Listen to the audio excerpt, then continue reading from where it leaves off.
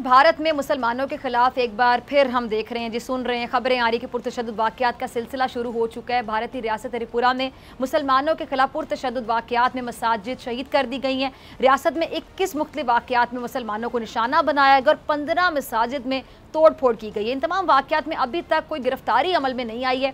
अच्छा, T20 world cup match में पाकिस्तानों के हाथों जो पाकिस्तान ने भारत की दुर्गत बनाई है और पाकिस्तान के हाथों भारत की शिकस्त के बाद खासतौर पर हम देख रहे हैं कि जो मुसलमानों पर गुस्सा निकालने का सिलसिला है वो भारत में जारी है। पुरतशद्दुद वाक़यात की सूरत में इसमें बहुत ज़्यादा इजाफा हुआ है। जनरल नईम खालिद लोधी साहब मेरे साथ मौजूद है। जनरल साहब, आपकी तरफ आना चाहूँगी। जनरल साहब, ये जो हिंदू इंतहा पसंद हैं, उन्होंने मुसलमानों के साथ इस मैच में हार के बाद हमने देखा है, हम सुन रहे हैं के वाक़यात, इस तरह की चीज़ें सामने आ रही हैं कि पुरतशद्दुद वाक़यात का सिलसिला ज़्यादा जोर पकड़ गया है। तो ये किस किस्म के लोग हैं जो खेल को भी नहीं समझते, इनमें स्पोर्ट्समैनशिप स्पिरिट भी नहीं होती, इनको ये नहीं पता कि हार का गुस्सा इस तरह नहीं निकाला जाता। किस किस्म की नफ्सियात हैं इन लोगों की? मैं समझता हूँ कि जो उनकी असल नफ्सियात है इंतहा पसंद हिंदुओं की, वो सामने आ गई है। उन्होंने मोहर सब्त कर दी है 2 नेशन थ्योरी के ऊपर। उन्होंने मोहर सब्त कर दी है कि मकबूजा कश्मीर को लाजमी आज़ादी चाहिए होगी, क्योंकि इन हालात में वो नहीं जी सकते। बल्कि मैं तो यहाँ तक कहूँगा कि भारत के अंदर एक अलग मुसलमान ममलकत के क़याम की बुनियाद डाल दी गई है। आप ये मेरी बात नोट कर लीजिएगा, क्योंकि जब इस किस्म की रवैया हो रियासत का भी और वहाँ के इंतहा पसंद अक्सरियत का भी, तो फिर कोई आपके पास और ऑप्शन नहीं होती सिवाय इसके कि आप अपने अलग मुल्क की डिमांड करें। पाकिस्तान को चाहिए और 1947 आप देख रहे हैं, आगे 1947 मजीद होंगे अगले कुछ आने वाले सालों में। बिल्कुल, ये क्योंकि ये इस किस्म की दरार है जो पूरी हो नहीं सकती। देखें, कुछ एक तो होते हैं ना छोटे मोटे झगड़े, जिसमें ये है कि आपने मुझे बुरा भला कहा, मैंने आपको कहा, तो कुछ देर के बाद माफी तलाफी होगी। ये जब आप एक दूसरे के मजहब के ऊपर हमला करते हैं और कत्ल करते हैं लोगों को और खून बहाते हैं और एक मजहब को बुनियाद बनाकर आप दूसरे मजहब के लोगों पे चढ़ दौड़ते हैं, तो फिर तो सिख भी सही कह रहे हैं कि अपना खालिस्तान मांग रहे हैं, और मुसलमान भी अगर कोई अपना जो भी वो नाम देते हैं, पाकिस्तान, दूसरा पाकिस्तान या मगरबी पाकिस्तान या वो जो भी है, क्योंकि वो हमारे मशरक की तरफ है तो मशरकी पाकिस्तान हो सकता है। लेकिन ये है कि इसकी बुनियाद उन्होंने खुद डाल दी है। लेकिन एक बात और है मेरी बहन, वो ये है कि पाकिस्तान जब तक कमज़ोर रहेगा उस वक्त तक ये ज़्यादा इनके हौसले बढ़ेंगे वहाँ के मुसलमानों को दबाने में। पाकिस्तान को चाहिए कि जल्द से जल्द अपनी अंदरूनी कमज़ोरियों को दूर करे और ये हक अदा करे कि जब वहाँ पर मुसलमानों के ऊपर इस किस्म का जुल्म सितम हो तो आवाज़ उठाए, बाकायदा उनको ललकारे कि ये काम आप मत करें और हम आपको नहीं करने देंगे।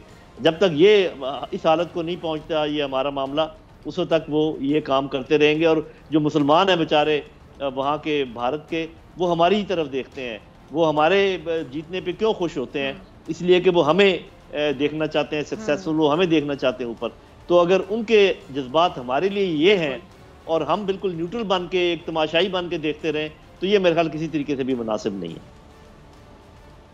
अरे जनरल साहब, वहाँ के जो सिख हैं, वहाँ के जो मुसलमान हैं जो बाकायदा सफ़र कर रहे हैं, उनको मुत्तहिद होकर ये जुल्म के खिलाफ आवाज़ उठाने के लिए मजीद क्या करना होगा? वो ऐसा क्या कर सकते हैं? जी, उनको चाहिए अपने आप को ऑर्गेनाइज करें, अपने आप को पोलिटिकली ऑर्गेनाइज करें और इमीडिएट ज़्यादा गुस्सा ना दिलाएं, किसी अच्छे तरीके से उसको करें और बैरूनी मुल्क के साथ वो राब्ते कायम करें, अक़वाम मुत्तहिदा तक अपनी आवाज़ पहुँचाएँ, यूरोपियन यूनियन तक अपनी आवाज़ पहुँचाएँ, अमरीका तक अपनी आवाज़ पहुँचाएँ और पाकिस्तान जितनी मॉरल सपोर्ट उनकी कर सकता है, पॉलिटिकल सपोर्ट कर सकता है, वो करे।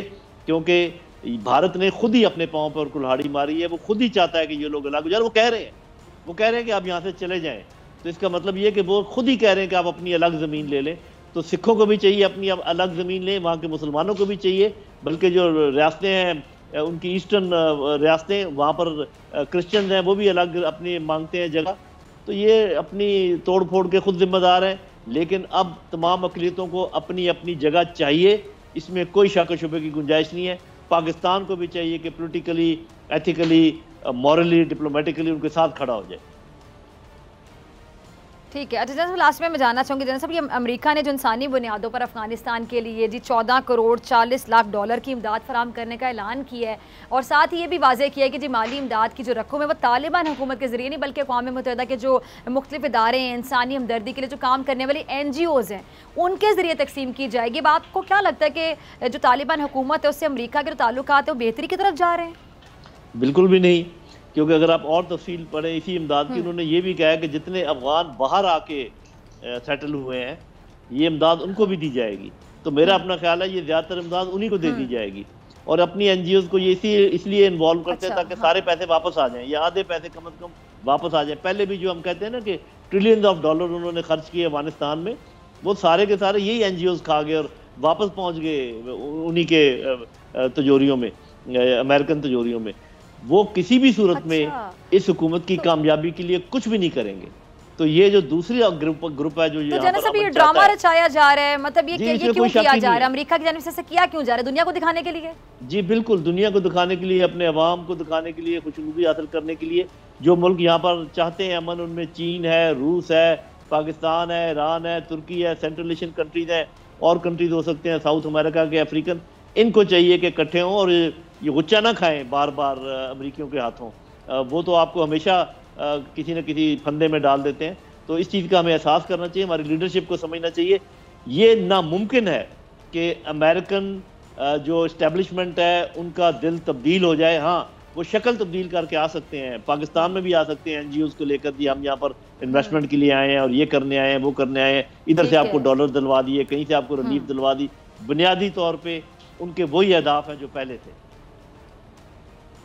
ठीक है जना साहब, बहुत शुक्रिया आपके वक्त के लिए। सब्सक्राइब करें और बेल दबाएं ताकि कोई खबर रह न जाए।